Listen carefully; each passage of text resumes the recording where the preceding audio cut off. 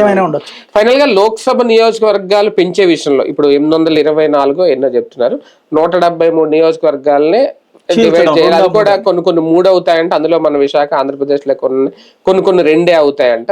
ఇదే కనుక జరిగితే అంటే పెరుగుతాయి అనుకున్నట్టుగా, లేదంటే కొంతవరకే పెరుగుతున్నాయి? లేదు, అనుకున్నట్టే, అది నుంచి అనుకున్నదే శంఖంలో పోస్తే తీర్థమైనట్టు కమిటీ పేరుతో చెప్తున్నారు అంతే. ఆర్థిక మండలి సిఫార్సు క్లియర్, అది బెటర్ కదా. ఇప్పుడు ఆ లెక్కన కాదంటే వీళ్ళ కర్మ అది.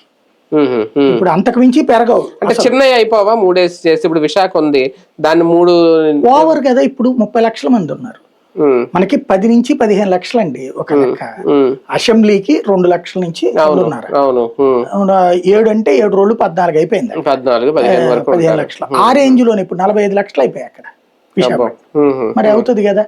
ఇప్పుడు ఆ మల్కాజ్గిరి ఏముంది, మల్కాజ్గిరి, సికింద్రాబాద్, హైదరాబాద్ వస్తాయి.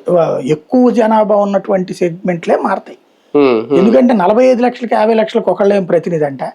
ఒక రాష్ట్ర ముఖ్యమంత్రి 40 లక్షలకు ప్రాతినిధ్యం ఉంటుంది. ఈశాన్య రాష్ట్రం 40 కూడా ఉండదు, 20 లక్షలు 10 లక్షలకు ప్రాతినిధ్యం ఉంటుంది.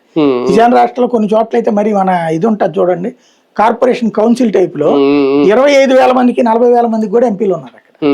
అలాంటిది ఉంటుంది. అంటే తెలుగు రాష్ట్రాలకి న్యాయమా అన్యాయమా అనేది మొత్తం రేషం అంతా ఒక న్యాయం. ఎందుకంటే ఎక్కడైతే అతిగా ఉందో దాన్ని సెటరేట్ చేస్తున్నారు. తెలుగు రాష్ట్రాలకి ఇప్పుడు మన ఆయన పేరేంటి, జయప్రకాష్ నారాయణ గారు చెప్పినట్టు 25 సీట్లు మనకి 17-18 రావాలి. ఇప్పుడు అడిషనల్ గా 38 ఇస్తానంటున్నారు. పెరుగుతాయి ఇప్పుడు ఈ లెక్క అయితే. 38 ఇస్తానంటున్నారు. 25కి 13 ఎక్కువే కదా మనకి. అట్లాగే తెలంగాణలో 17కు గాను 12కో 13కో పడిపోతుందని చెప్పారు ఆయన.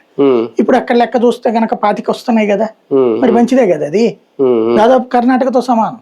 కర్ణాటక కూడా 15 పెరుగుతున్నాయి, అక్కడికి 28 ఉంటే 48 వస్తున్నాయి. ఇప్పుడు కూటమి ప్రభుత్వానికి ఇది ప్లస్ అవుతుంది రేపొద్దున. అది జరగాలి అంటే ఇప్పుడు అది దీంట్లో చెయ్యాలి కదా రేపొద్దున.